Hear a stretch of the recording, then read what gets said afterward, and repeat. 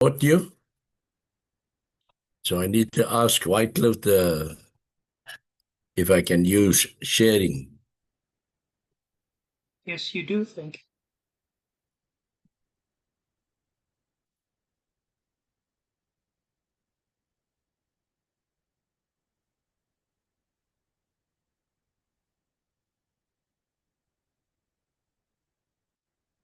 All right. Good evening, church. It's great to be back again and to continue. And this is our last installment on Hope Built on Nothing Less. We remembered that we had the origin of hope, where it originated from.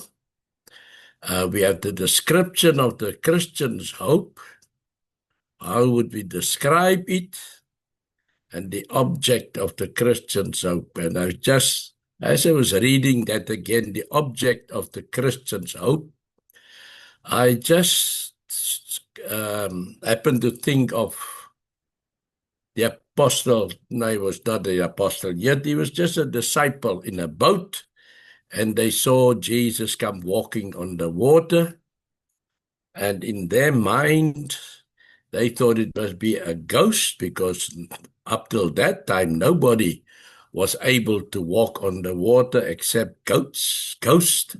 That if you are fearful of those things, and then Jesus' words to calm them, it is me, it's Jesus. And then the Apostle Peter, when he said, if it's you, allow me also to walk on the water. So Jesus was then his object. And the hope was also then to walk on the water like Jesus is doing. Well, he did walk on the water till he took his eyes from the object, which was Christ, and realized the turmoil that he is in, because water is very up and down, fearful. He started sinking, and then Jesus just stretching out his arm to rescue him. So that is a very nice example of the object of the Christian's hope. Keep your eyes on the prize. Keep your eyes on the object of our faith. Now, this evening, we're going to do the earthly results of our hope. And from that, we can already see how our earthly I'm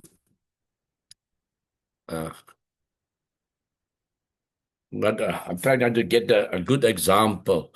How are we going to use this word, the earthly? That, in other words, this hope is going to tie in with our earthly way of life, so to say.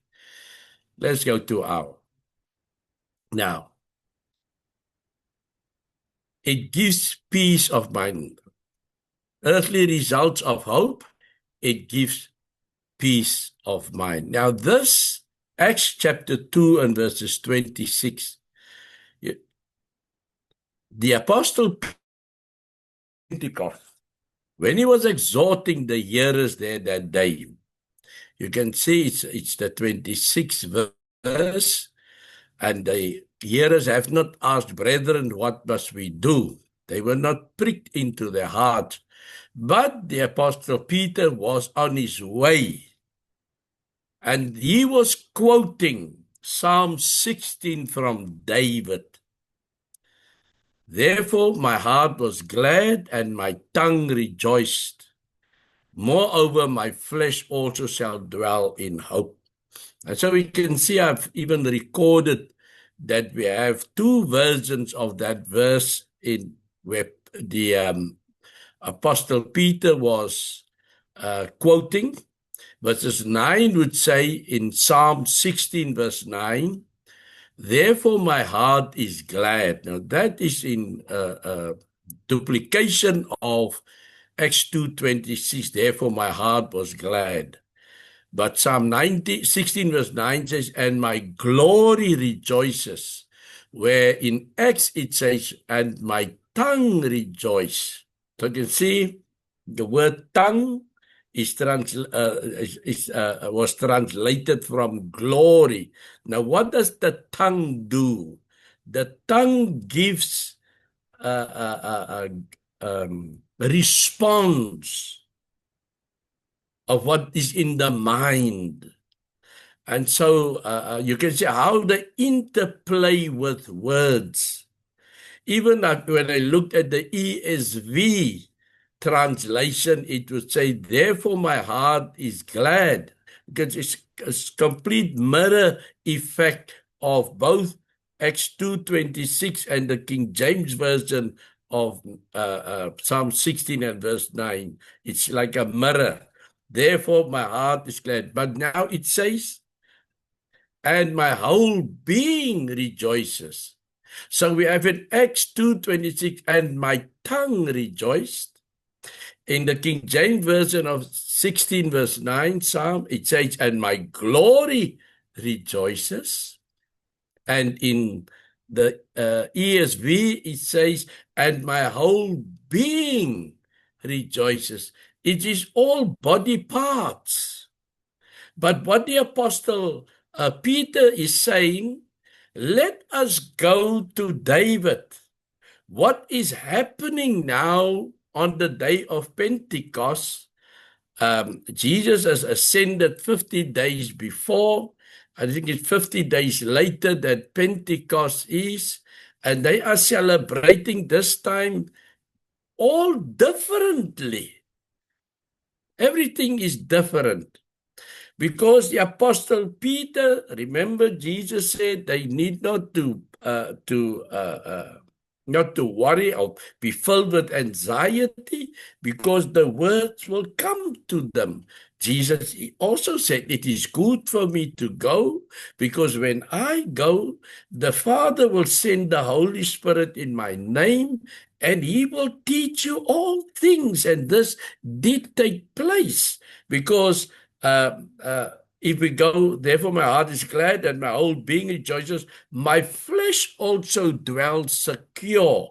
Now that is the ESV, whereas the King James say, my flesh also shall rest in hope. And Peter also uses in Acts chapter 2:26, moreover my flesh also shall dwell in hope. What is the Apostle Peter? Why is he using Psalm 16? Remember that David in his, when he penned those Psalms 16 verse 9, he had a view, one can say he had a hope that the Messiah would come to earth. And the Messiah's body will not see decay. And we know when the soldiers came to break to see if the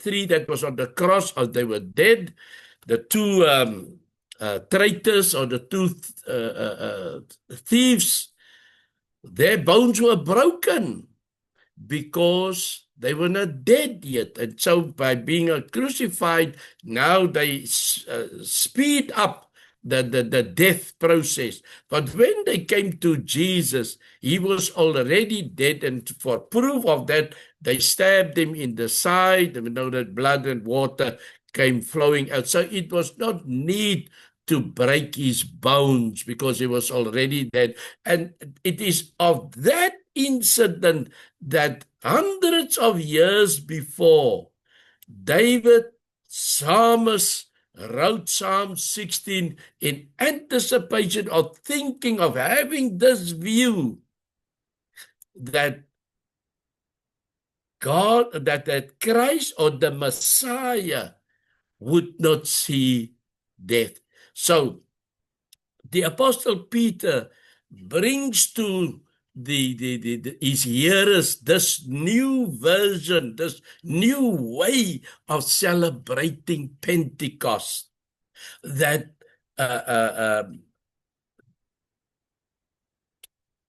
we read there was about 13 languages spoken there that day. Tongues, let me put it like that.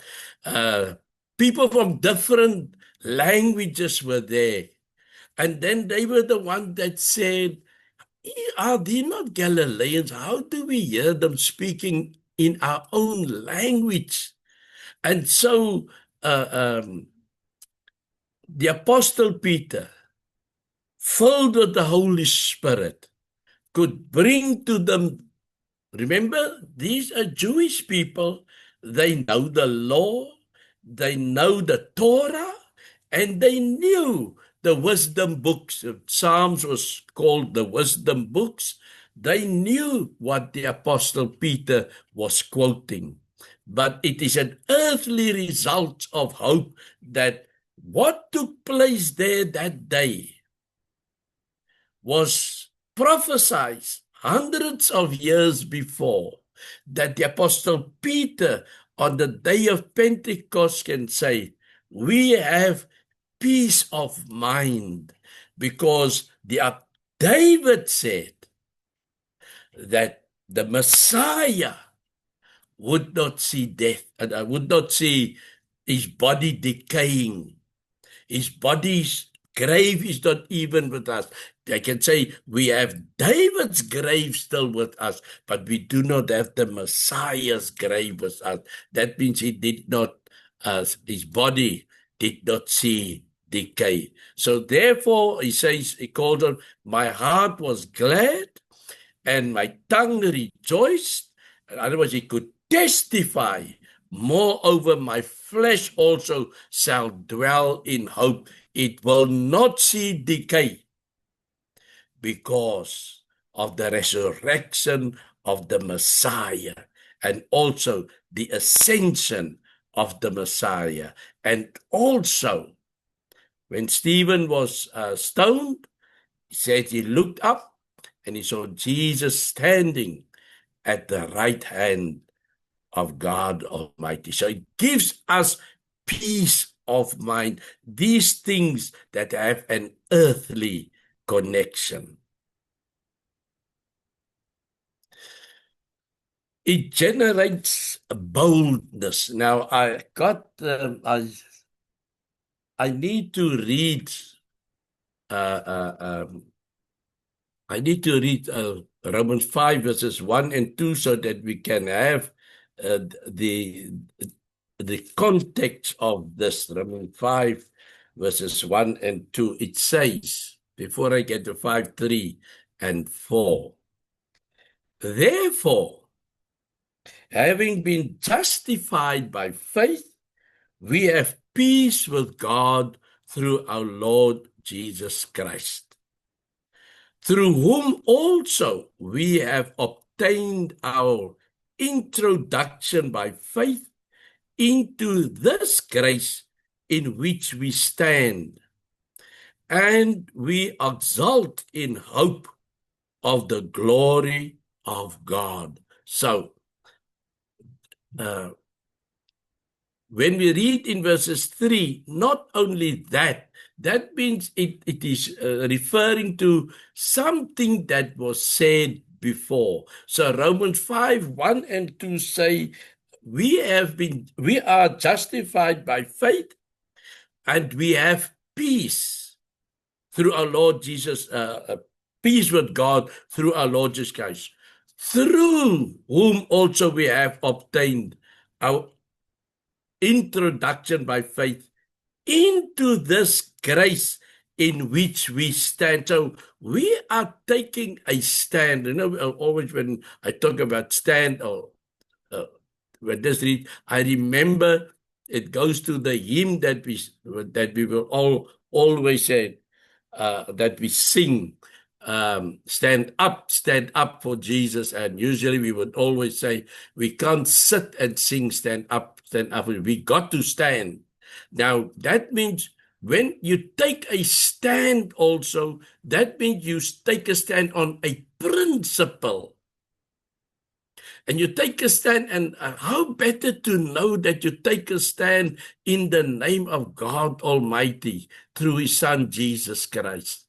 And not only that, he says, but we rejoice in our sufferings, knowing that suffering produces endurance. And endurance produces character. And character produces hope. And hope does not put us to shame, because God's love has been poured out. Where am I now? God's love has been poured into our hearts through the Holy Spirit who has been given to us. So verse 1 and 2 say, we must take a stand. That stand that we take, he says here, not only that we take a stand, but we rejoice in our suffering. Now we need to go back also.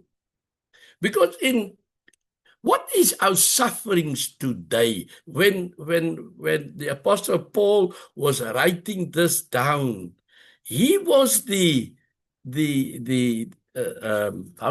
one can actually say the instrument of suffering. 2 Corinthians chapter 11, we can go and read there all his sufferings that he went through.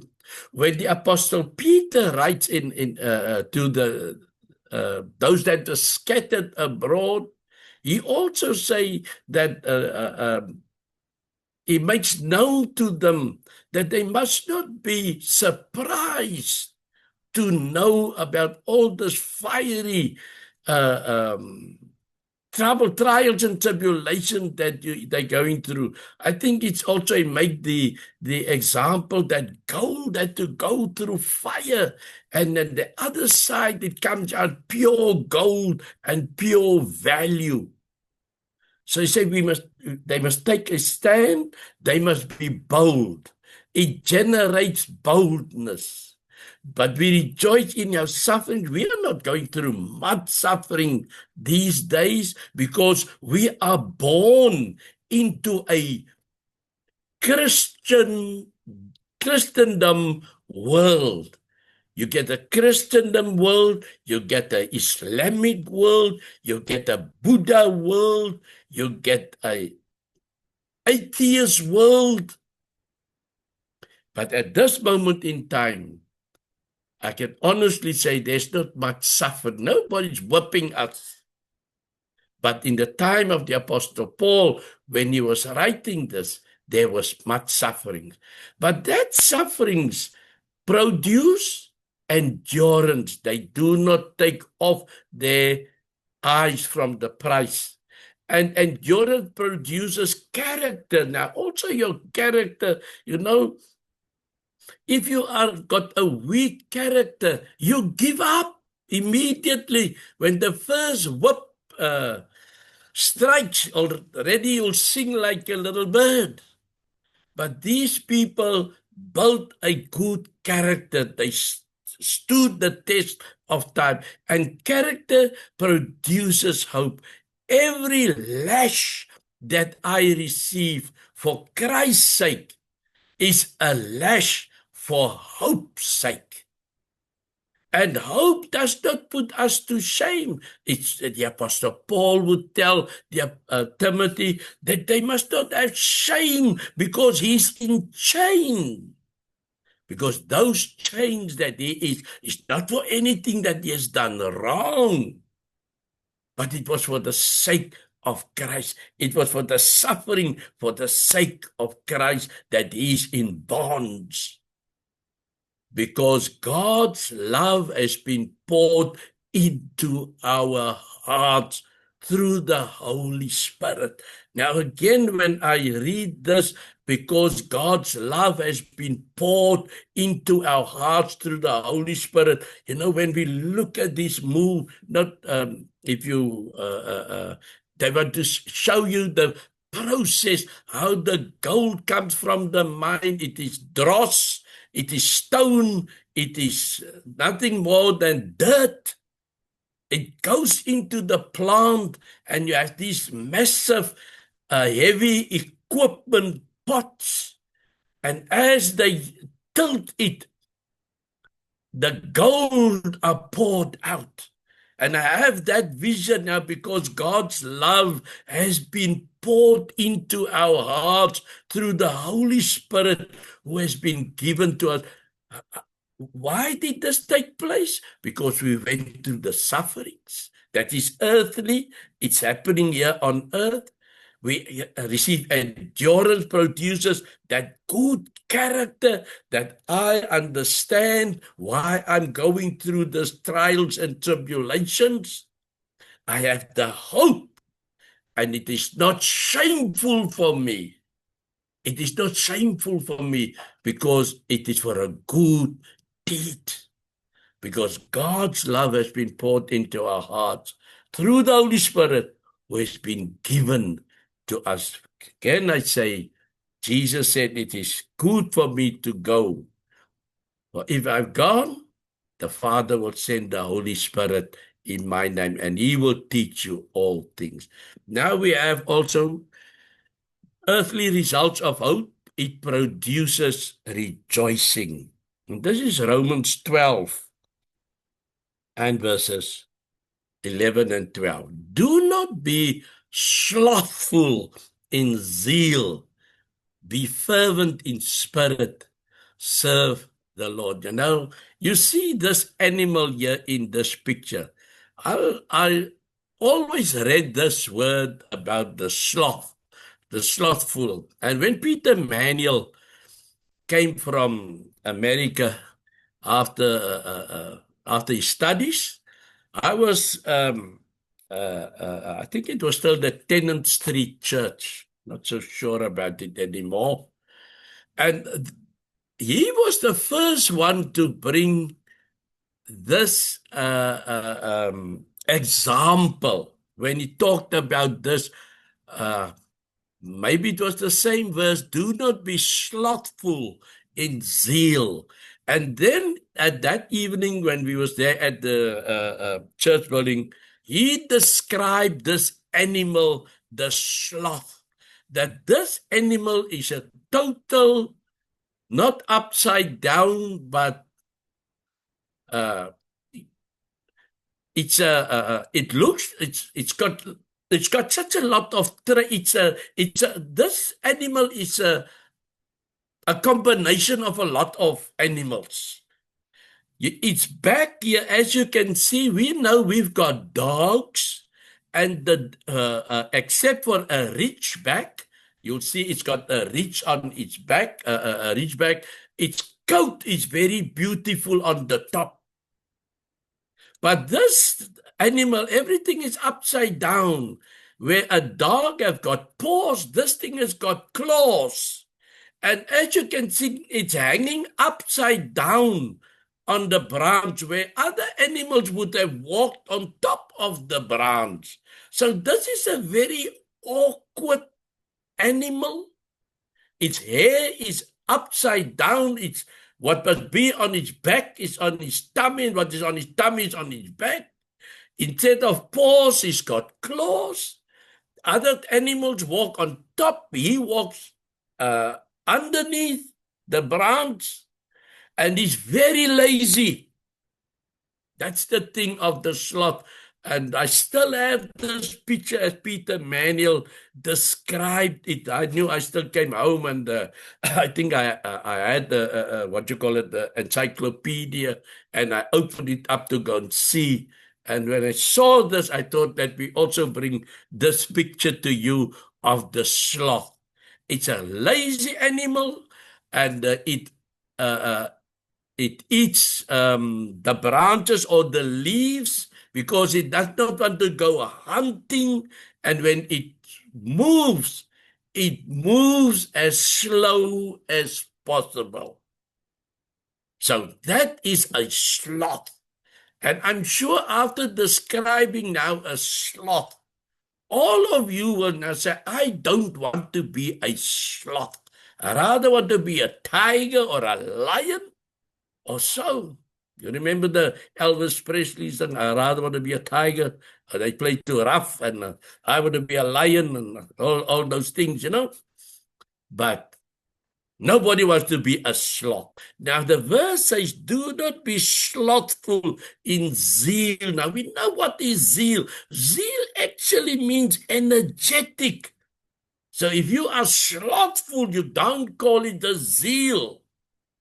It says, but be fervent in spirit, serve the Lord, rejoice in hope, be patient in tribulation, be constant in prayer. So it builds around this earthly concept of us as the servants of the Lord, that we do not want to be slothful in His word. We want to walk on our 2 feet. We want to use our 2 hands. What is as we grew up, 2 little eyes to look to God, 2 little hands to do His work, 2 little feet to walk in His way, 2 little ears to hear His and one and 1 little heart that loves Him so. That is what we want to be. We want to be, what the psalmist says, we are most wonderfully made. We're not upside down. Instead of paws, we have claws. No, we can use this whole body to produce rejoicing, but then we must not be slothful in our zeal. We must be fervent in spirit, serve the Lord, rejoice in hope, be patient in tribulation, be constant in prayer. And one thing about the New Testament, it does not hide the fact that the going is not easy. The going is tough. That is what we will say. Paul does not hide that from his hearers. It encourages unity. Now, this is a well-known verse, Ephesians chapter 4, verses 4 to 6. It encourages unity. There is one body. Remember earthly results of hope. There is one body and one spirit, just as you were called to the one hope that belongs to your call. You see, hope, it's attached to the message that brought the change. One Lord, one faith, one baptism, one God, all the 6, 7 of them, one body, one spirit, one hope, one Lord, one faith, one baptism, and one God. 7. And not just one God, the God is a Father of all these things, who is over all and through all and in all. One package. It encourages unity. We are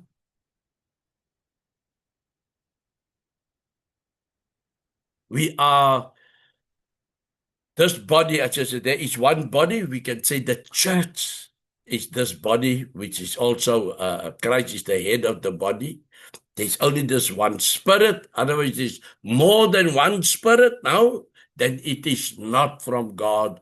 Just as you were called to that one hope because of the resurrection of Christ, one Lord, one faith, one baptism, one God.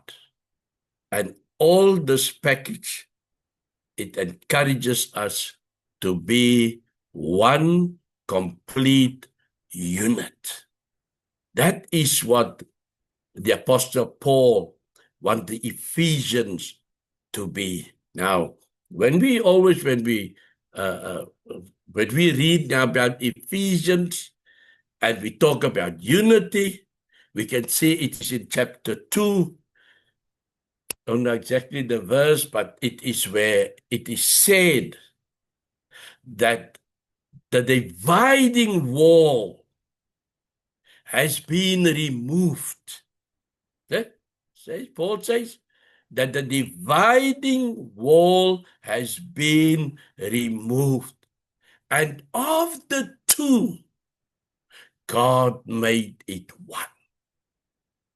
But by God, one is, I know we've got like 3 and 7 is complete and 3 is the Godhead, but here 1 is of most important, that me, you, and God and the Holy Spirit All of us, Jesus included, we are one package.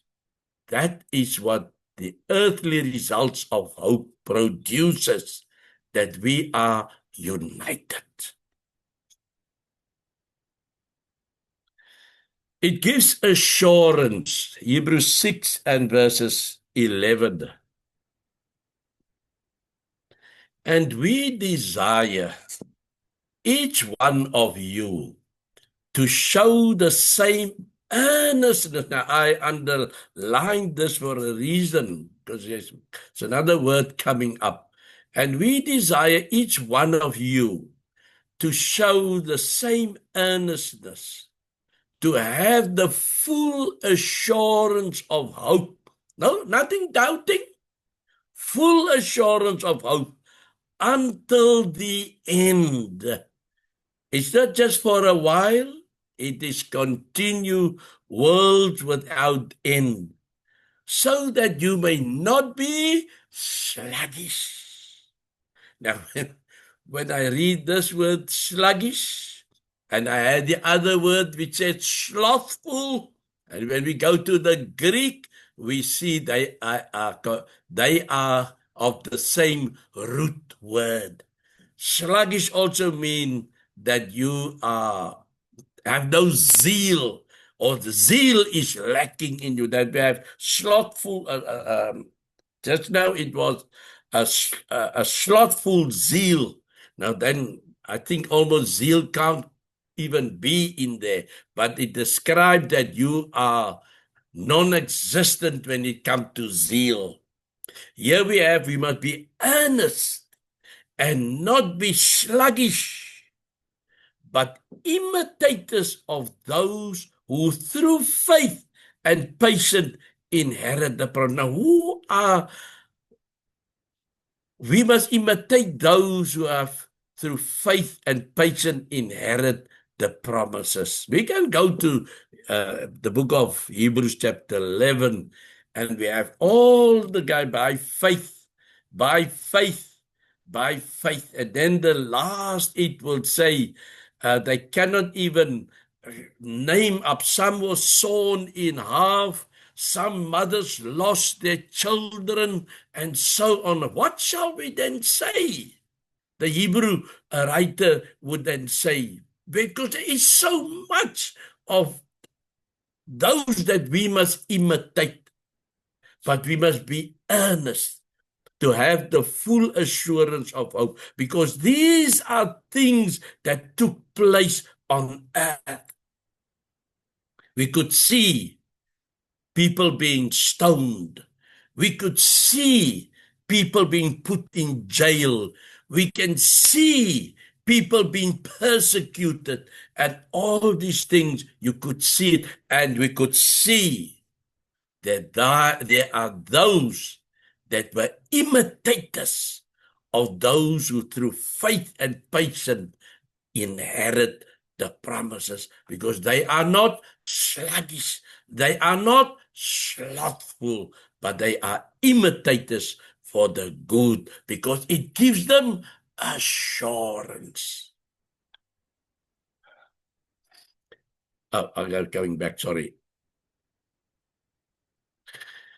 One of our favorite verses, I think every lesson that we have, this one comes up because it must be very important. It is an anchor for life. And every time, as I say, look at the size of a boat and look at the size of an anchor, but the anchor's got a specific duty, is to keep that massive boat from ending up on the rocks. And so that, as at one time, that the Apostle Paul, I think it is, I don't know if it's in Acts, but it just comes to my mind now, which is say some has been shipwrecked because of their giving up on faith. In other words, their anchors were slipping. He says, Hebrews 6:18, so that by two unchangeable things,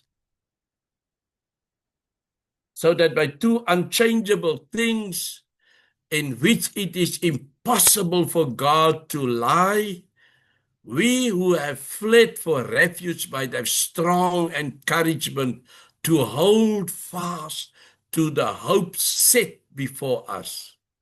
We have this as a sure and steadfast anchor of the soul, a hope that enters into the inner place behind the curtain, where Jesus has gone as a forerunner on our behalf, having become a high priest forever after the order of Melchizedek. So let's break this verse down. Number one, two unchangeable things. Number one, it is impossible for God to lie, and he does not change. He is yesterday, today, and forever. He is the same. He's unchangeable. He cannot lie. And that is an anchor that keeps us to the rock.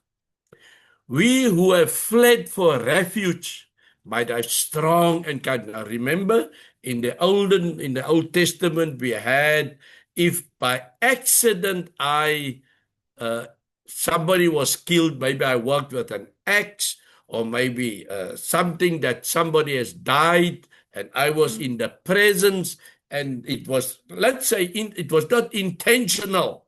It was an accident. But the family don't see it that way. So then I must run to a refuge city. And then I can take my refuge in that city, and the people that are chasing me or want to destroy me or make an end to my life, they cannot come into that city. I am safe as long as I am in that city. God provided refuge city. Now we who have fled for refuge, where did we fled to? We fled to the unchangeable God, which cannot lie, to hold fast to the hope set before, because we knew, or we know, or we understand that his son gave himself up. His son went to the cross. Son died, but the son also demonstrated that there is life after death. And so that hope is set before us. We have this as a sure and steadfast anchor. Although I am anchored in all this encouragement. I'm anchored in God because he is a sure rock of understanding. A hope that enters into the inner place behind. Now they bring the Old Testament, if I have to bring it. There is the most holy place here on earth. But we know we are also have a most holy place up in the heavens, where Jesus has gone as a forerunner on our behalf, having become a high priest forever after the order of Melchizedek. As I say, the book of Hebrews, the main point of the book of Hebrews is, from chapter 1, verses 1, everything is better. And so we have we have a refuge in God that is today, yesterday, today, and forever. He does not change his mind. Everything is set forever in heaven.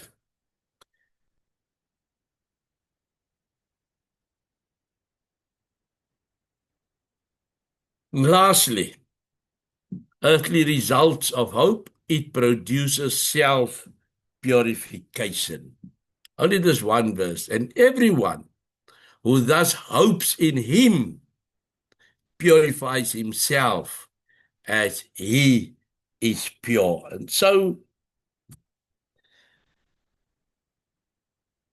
the verse before this would say, if I just read it also, 1 John 3, verses 2. You just say also there that we do not know what we would be like. Verse 3 was, the beloved, now we are children of God, and it has not appeared as yet what we shall be. We know that when he appears, we shall be like him, because we shall see him just as he is. So one thing is sure, this hope that we have, sure as an anchor, that there's a change going to take place, that we are going to be like him. We are going to be immortal. And it says we do not know what we will be like, but we know that we shall see him just as he is. And everyone who has this hope fixed on him purifies himself just as he is pure. Now we know, I've worked many years ago, I worked in I'm always in a chemical environment. And in the mornings we come in and we go into a little cloak room and we undress, take off your service, your clothes that you came to work with, and then you must clothe yourself with uncontaminated clothing.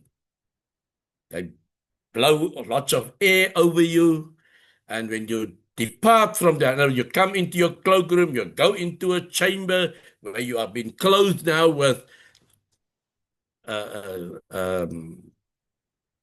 non-contaminated material, and from there's a blower that blows you clean, and then you enter now the production room. And there is no germs in there. And you, the air that you have, there's you almost like a diver that's in the water. You've got a helmet on and everything, and the air comes from outside. And just for sport, some of the guys will sometimes switch off the air outside, and we know we can't run out because then the whole process is contaminated. But sometimes they play the Mickey with you, and just when you want to make an alarm, then you find, there's the air coming back on again. But you'll always get these naughty guys that switches off things and so on when they should not do it. But I know there's non-contamination that must be in that. There's certain tests that you've got to do every hour. You've got to do this test to see that there is no contamination that has taken place inside there of you. I know sometimes when you do come out, you can feel all your eyelashes here, it's burning, or your nose here, or your lip edges. Then you know it was not so effective or so. But anyway, point I want to make is, here on earth, you go through a lot of procedures so that you can come from the world outside, you can purify yourself so there's no contamination, and so whole day you spend yourself in that atmosphere, and this afternoon when everything is finished, you come out, you discard all those clothing, and you go and you put on your service again, and then you can go home, because they don't want contamination. Now here it says that everyone who thus hopes in him purifies himself as he is pure. So what is the answer? If we want to be, if our hope is in him, what is the best way to purify ourselves? Is to be like Jesus. Paul said, Hebrews 11 verses 1, be imitators of me as I am of Christ. Otherwise, if we want to be purified, we've got to live in Christ, or Christ must live in us, and we must not, what is the Spirit, but it says, bless die gees nie uit nie. I can't get now to do not seize the Spirit or so. But If me and you want to be purified, we must be non-slothful, non-sluggish. We must have a zeal, and we must be anchored in the Lord God Almighty. So, my brothers and my sisters, our hope is built not on yesterday. Our hope is built on the future, when we will see Jesus come in our time, or if we parted from this life, we know that when the last trumpet calls, the graves will be open, and me and you will meet him, because we are purified. We did not contaminate ourselves with the things of this world, which is temporal. We are forever. May the Lord bless you.